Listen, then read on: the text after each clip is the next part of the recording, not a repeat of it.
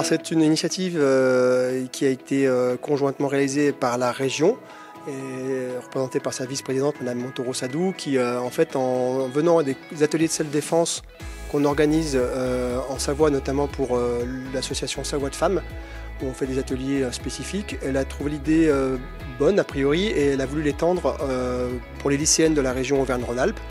Donc on a monté un projet et puis aujourd'hui c'est une action qui est censée durer 3 ans, 2023, 2024, 2025, pour, on va dire, former à la prévention des agressions le plus de lycéennes possible au travers de la région Auvergne-Rhône-Alpes. C'est important qu'elles aient dans ce lieu qu'elles fréquentent tous les jours ces outils-là, qu'on vienne vers elles pour dire voilà, comment vous pouvez avoir confiance en vous, parce qu'il faut que vous ayez confiance en vous. Et c'est des petits trucs qui fait que ça, de toute façon ça nous servira. À tout moment, ça peut nous servir, pas seulement face à des actes de violence, mais simplement dans notre vie au quotidien. Donc c'est important. J'ai trouvé ça vraiment formidable. En plus, je trouve que c'est super important de le faire. Et franchement, c'était grave bien. Au début, on a vu un peu la théorie, surtout de voir que il faut pas tout de suite en passer aux mains, entre guillemets, on va dire. Et il faut vraiment, si on a la possibilité, il faut vraiment tout de suite fuir et voir toutes les autres options qu'on a avant de passer aux mains. Ouais, voilà.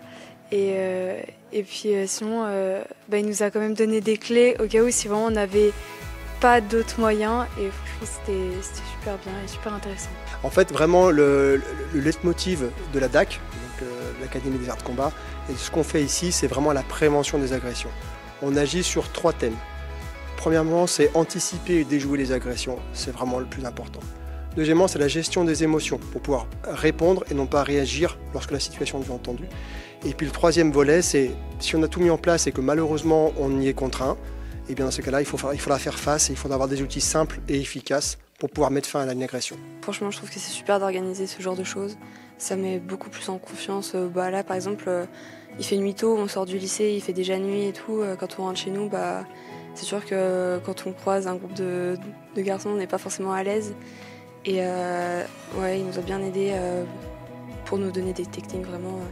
Parce que ça m'a vraiment mis en confiance. Je suis toujours satisfait parce qu'en fait, ce qu'on se dit, c'est que là aujourd'hui, c'était 14. S'il y a une jeune fille à qui on a apporté quelque chose, une clé, et qu'elle a évité une agression, eh bien on a gagné, même une seule. Donc elles repartent avec des outils, des clés pour leur permettre justement de prévenir des agressions. Et là, on est forcément satisfait au bout d'un atelier comme ça.